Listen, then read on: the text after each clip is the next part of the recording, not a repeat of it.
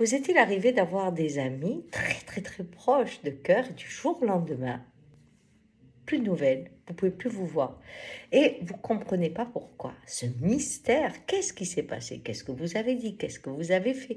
Vous essayez de reprendre contact, de dire on en parle, ah, rien, rien.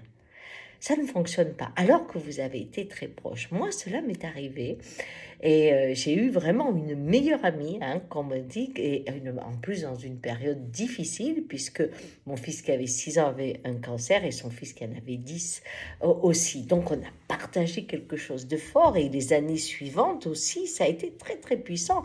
On s'est beaucoup aidé l'une et l'autre et un jour, comme ça. Ben, son mari m'a expliqué qu'elle pourrait plus me prendre au téléphone. C'était fini. Alors que nous étions vraiment proches. Bien sûr que j'ai essayé. Et les années sont passées. Et elles sont passées. Il y a 20 ans qui est passé. Et un jour, j'ai lu un livre qui parlait religieux. Hein. C'était un livre sur une religion. C'était très, très, très difficile, ce livre, à lire. Et à un moment, j'ai eu l'impression que je savais pourquoi on n'était plus amis. Il y a des fois, vous êtes le feu pour quelqu'un, la transgression interdite. Vous vous autorisez une liberté de pensée ou de cœur qui est un souhait profond chez l'autre, mais un viol par rapport à sa culture énorme.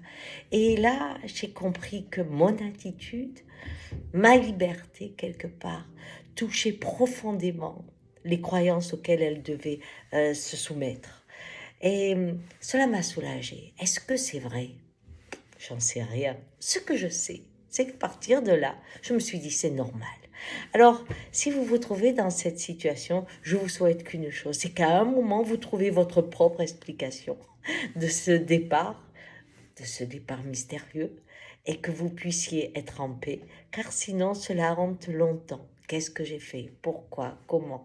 Non, pensez ce que vous êtes, sans le savoir, toucher quelque chose que l'autre ne pouvait pas vivre ou ne pas accepter. Ciao!